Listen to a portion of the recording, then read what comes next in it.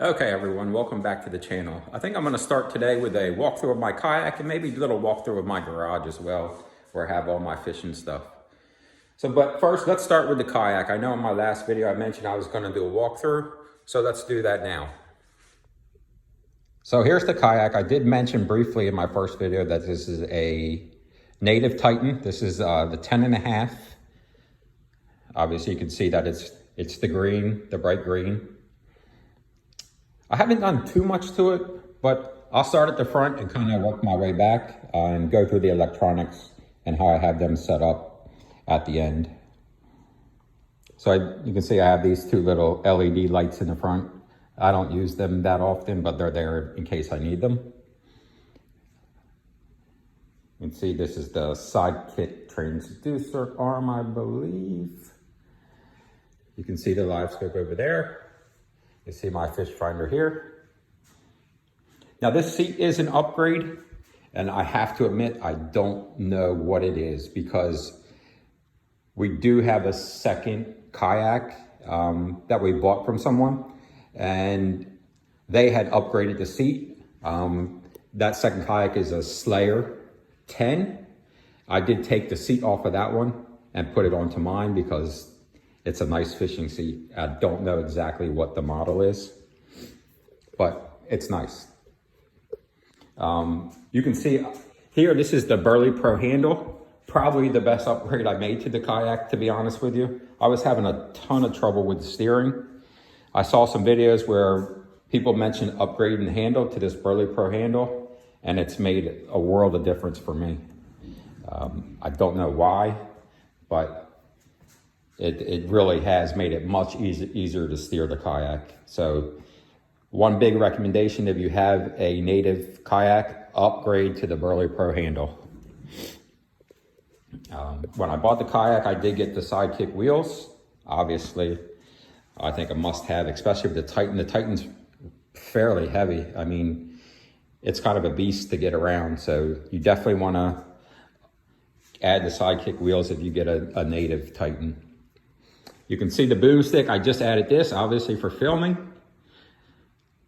I think I'm going to look for some other options too, or maybe, I don't know, as the boomstick is so big, I don't know if the audio, if I need a microphone, or maybe, because I feel like it's so far away, the camera, that the audio is never really going to be that great. So let me know what you guys use. If you're using a boomstick, if you guys have a microphone, any recommendations would be great.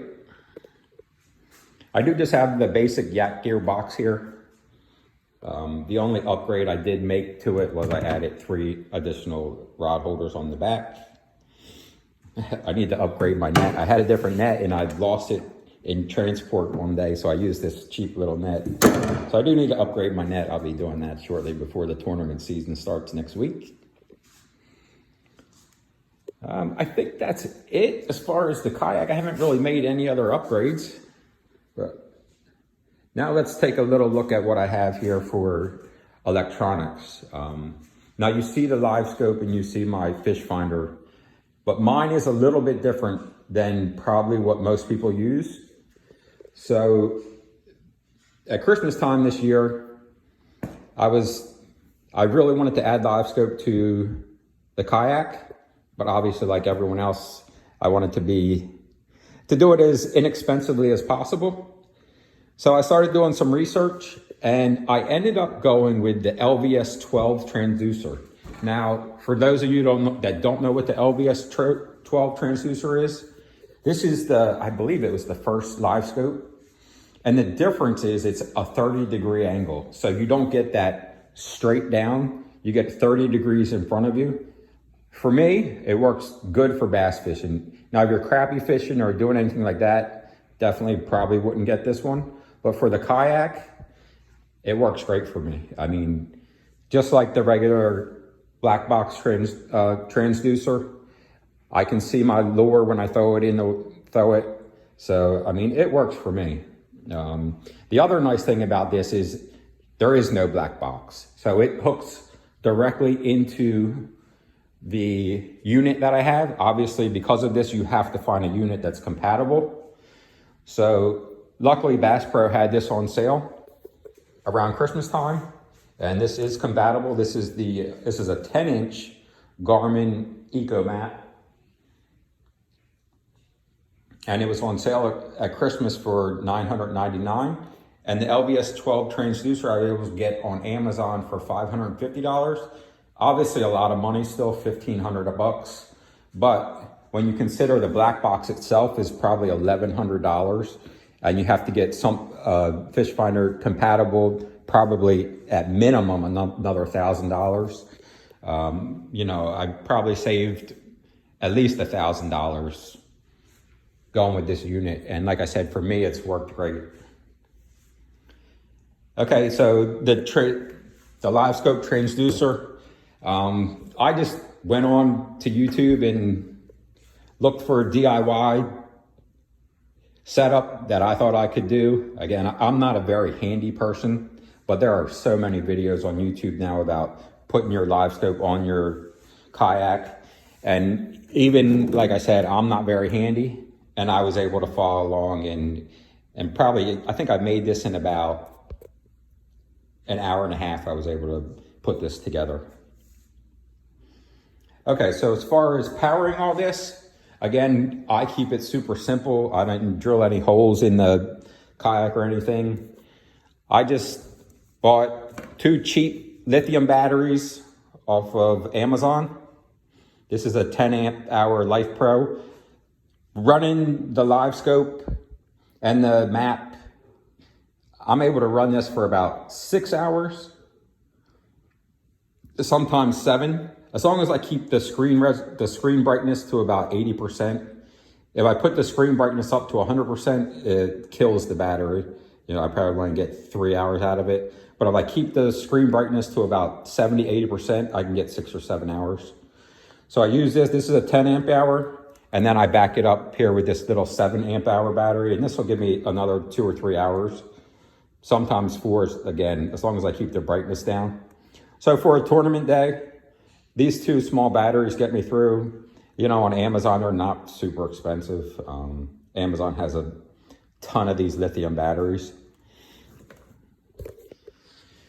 And that all I do is I just keep my battery right in my seat. And simple as possible, I just run it all under my seat. Nothing fancy, like I said, but it works for me. Okay, so that was my kayak. Now let's just go through the rest of the garage. I'm sure you guys have noticed in the background the boat. It's a Tracker Pro 160. I actually lived in Florida before we moved to South Carolina, and I did a lot of fishing in the Everglades with this boat, and I loved it. It was perfect for that. But let's I'll just flip the camera here again and just show you the boat. So like I said, it's a Tracker Pro 160. It's small, it's only 16.5 foot, which I really like because I can just back it right into the garage. I did make a couple upgrades to the boat. I have the Minn Kota Tarova. This is a 12 volt Tarova. It does have spot lock, which is nice. Like I said, I did add a live scope to this as well. Now this is the one with the black box. So this has your full forward facing range. I use, oops, the boat's a mess right now. I haven't fished out of the boat for a while. This is a 9-inch Garmin Eco Map. Obviously compatible with the live scope. And I do just move back and forth. I move this back and forth for the mapping. When I'm driving, when I get to my spot, I just stop and I move it's kind of annoying, but it works. And that's pretty much it with the boat. I mean, those are the only upgrades I've really made to the boat. So now that we saw the boat and the kayak, I'm gonna walk you through the rest of my garage, namely my fishing, where I keep the rest of my fishing tackle. And no, I don't keep my fishing tackle usually on my workout equipment. This is just the stuff I took out the other day. This workout equipment that we don't use, like most people that get workout equipment. Okay, let me flip it around here and I'm gonna show you the back room where I keep my fishing tackle. Okay, so like I said, we have a little back room here in the garage.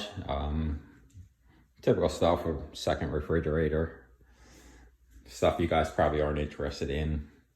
A little freezer. Some organization.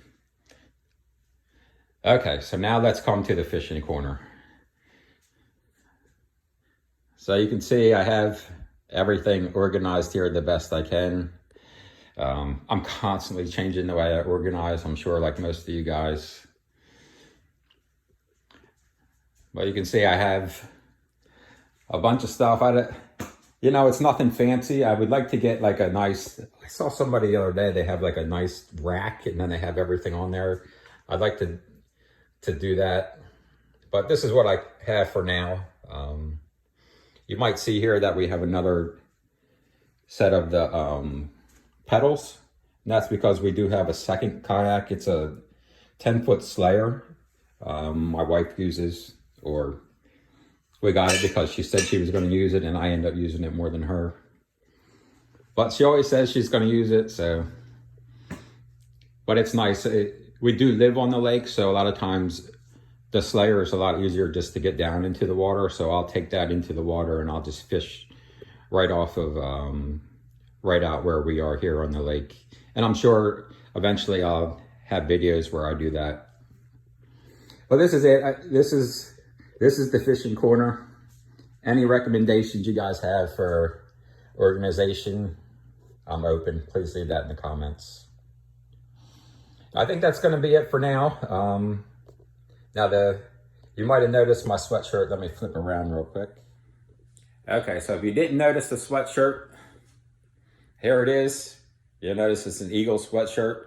So we are originally from the Northeast, the northern part of Delaware, which is very close to Philadelphia. So by the time this video comes out, I'm hoping we're talking about the Eagles in the Super Bowl. But if not, the comments are open for any ribbon you might have. All right, bye guys.